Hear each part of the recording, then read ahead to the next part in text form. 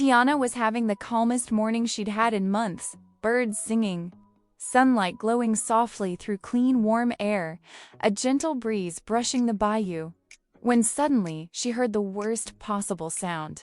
"Hey, chef lady, we're hungry." Tiana nearly dropped her mixing spoon. Rapunzel, who was visiting with her frying pan tucked under her arm like it was a baby, blinked hard. Tiana? Why is that frog wearing sunglasses? Because yes, right in front of them, perched on a log like a green, wet street gang, were 8 frogs, all puffed up with attitude. One wore shades. One had a tiny vest. One had hair moss combed into a side part. And all 8 were glaring at the 2 women like customers who'd waited way too long for their order. The leader frog hopped forward with unnecessary drama. "We demand gourmet beignets," he said, raising a webbed finger. "Fresh, hot, lightly powdered, golden, fluffy. And this is important, served like we're royalty." Rapunzel blinked again. Frogs, talking, demanding pastries. "Tiana, is this normal for the bayou?" "Nope," Tiana said.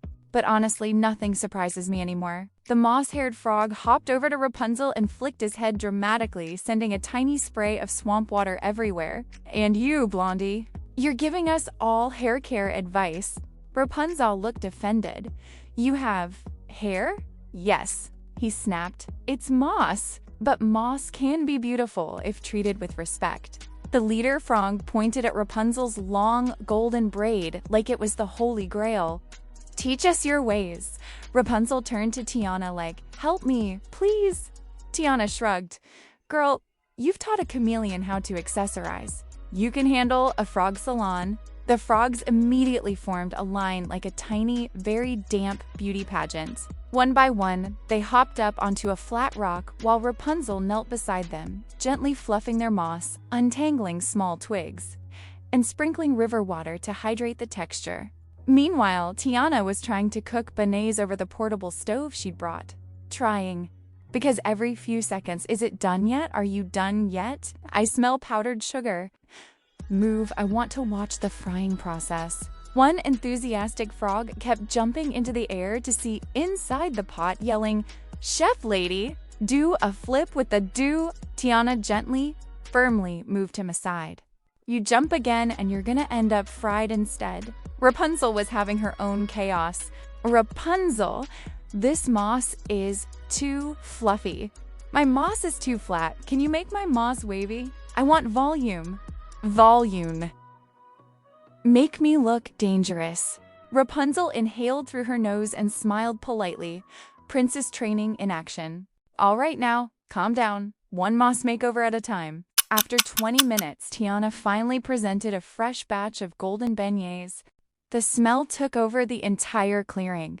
Even the trees leaned in a little. The frogs froze, eyes wide, bodies trembling. The leader frog whispered, "Boys, we've made it." They stormed the platter like tiny green pirates. Powdered sugar exploded everywhere. A frog rolled across the plate like a gymnast. Another began singing a victory song off cue, but passionate. Rapunzel giggled. "Wow, they really love your cooking." Tiana smiled proudly. "Good food brings folks together, even if they're frogs with hair insecurities." Suddenly, the moss-haired frog hopped up onto Rapunzel's shoulder. "Blondie," he said dramatically, "your teachings have changed my life. Look at this bounce." He shook his moss like he was in a shampoo commercial. Another frog tugged on Tiana's skirt. "Chef lady, these beignets cured my sadness." "What sadness?" "I didn't have any. But if I had, they would have cured it." Finally, full of sugar and confidence, the frog gang gathered in a line. The leader frog bowed grandly.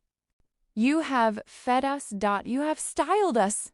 You have tolerated us. For that we bless you." They all lifted their tiny hands. A magical, warm, golden light shimmered around the clearing. Rapunzel gasped, "They're enchanted." Tiana blinked. "Hold on, you frogs got magic?" The leader shrugged. "We picked it up from a wizard vacationing in the swamp. Then, poof! The magic shimmered, swirled, sparkled. And suddenly, Tiana and Rapunzel felt lighter, brighter, like a warm, joyful glow had filled the trees, the water, even the air. Rapunzel smiled. What did you do? The leader grinned. We blessed you with eternal good hair days and perfect pastry luck. Tiana put her hand on her hip. Now, that's a blessing. Then just as dramatically as they had arrived, the frog gang marched into the swamp, singing their beignet victory anthem. We got sugar, we got style, we are frogs with flair. Tiana and Rapunzel laughed until they couldn't breathe. Rapunzel wiped a tear. I love your bayou. Tiana looked at the sparkling water, still glowing faintly with frog magic. Yeah, she said, it's wild, but it's home. And the two friends walked off, still giggling, still glowing already.